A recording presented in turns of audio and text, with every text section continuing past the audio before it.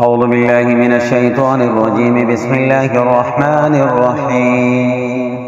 تبارك الذي بيده الملك وهو على كل شيء قدير، الذي خلق الموت والحياة ليبلوكم أيكم أحسن عملا، وهو العزيز الغفور الذي خلق 7 سماوات طباقا، ما ترى في خلق الرحمن من تفاوت، وارجع البصر هل ترى من فطور، ثم ارجع البصر كرتين ينقلب إليك البصر حاسئا وهو حسير. ولقد زينا السماء الدنيا بمصابيها وجعلناها رجوما للشياطين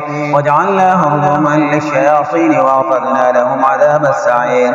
وللذين كفروا بربهم عذاب جهنم وبئس المصير.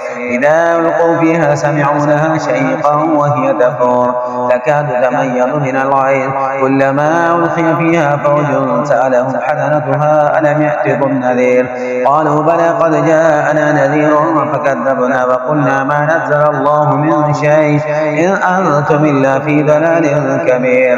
وقالوا لو كنا نسمع أو نعقل ما كنا في أصحاب السعير، فاعترفوا بذنبهم فسوقا لأصحاب السعير. إن الذين يخشون ربهم بالغيب لهم مغفرة وأجر كبير. وأسروا قولكم أو اجهروا به إنه عليم بذات الصدور. ألا يعلم من خلق وهو اللطيف الخبير.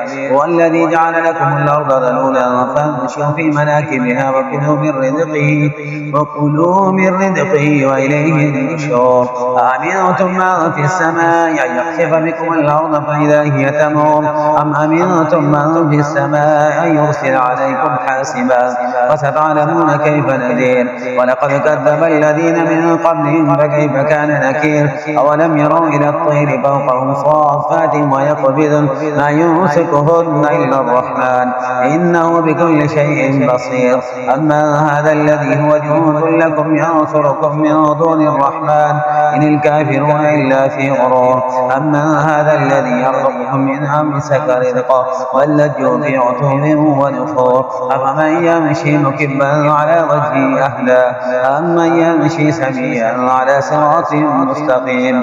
قل هو الذي أنشأكم وجعل لكم السمع والأبصار والأفئدة قليلا ما تشكرون. قل هو الذي ذرأكم في الأرض وإليه تحشرون. ويقولون متى هذا الوعد إن كنتم صادقين. قل إنما العلم عند الله وإنما أنا نذير مبين. فلما رأوه زلفة سيئت وجوه الذين كفروا وقيل هذا الذي كنتم به تدعون. قل أرأيتم من أهلكني الله ومن معي أو رحمنا فمن يجير الكافرين من عذاب أليم. قل هو الرحمن آمنا به وعليه توكلنا فستعلمون من هو في ضلال مبين. قل أرأيتم إن أصبح ماؤكم غورا فمن يأتيكم بماء معين. صدق الله